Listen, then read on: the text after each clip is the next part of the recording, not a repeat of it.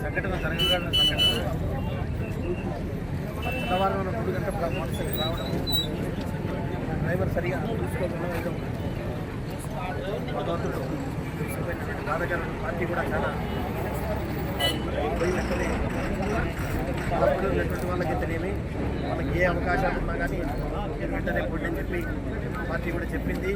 చెప్పిన వెంటనే కూడా బీజేపీ వాళ్ళకి చెప్తామని గీతా మదర్ గారు మీకు కూడా మొత్తం పార్టీ రావడం జరిగింది. సంఘటన చూస్తే అసలు చాలా బాధాకరమైన విషయం.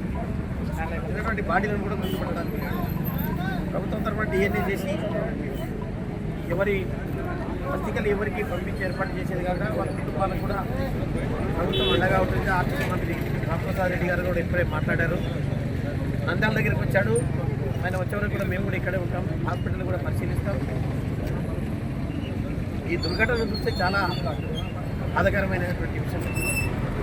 ఇటువంటి సంఘటనలు జరగకూడదు జరిగింది. దీనికి వాళ్ళకు వీలైనంత వరకు అందరూ కూడా అండగా ఉండాలనే ప్రయత్నం చేయడానికే ప్రభుత్వం ఉంది తప్ప ప్రభుత్వం చూసిన వెంటనే కూడా స్పందించకపోతే మాకు ఫోన్ చేసి చెప్పేవాళ్ళు కాదు. ఏదో ప్రైవేట్ బస్సునో ఎవరైనా మానవతా దృక్పథంతో ఇది జరిగినటువంటి కుటుంబ సభ్యులకు ప్రగాఢ సంతాపం తెలియజేస్తూ వాళ్ళ కుటుంబాలకు ప్రభుత్వం కూడా తప్పకుండా, ఎందుకంటే ఉమ్మడి ప్రభుత్వం ఉంది, బీజేపీ వాళ్ళు అయితేనేమి జనసేన అయితేనేమి మాకు పార్టీ అయితే వెంటనే స్పందించి మేము కూడా చూడలేదు, యాక్సెప్ట్ చేసుకుంటాం. నాకు ఫోన్ చేస్తేనే వెంటనే ఇక్కడికి రావడం జరిగింది. మా మంత్రులు తెలుగుదేశం వచ్చిన తర్వాత పోలీసు వాళ్ళు కూడా ఇచ్చారు.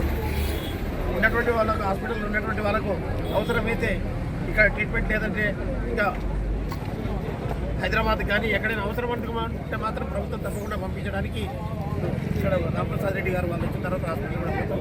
అవసరమైతే అన్ని రకాల వాళ్ళని హాస్పిటల్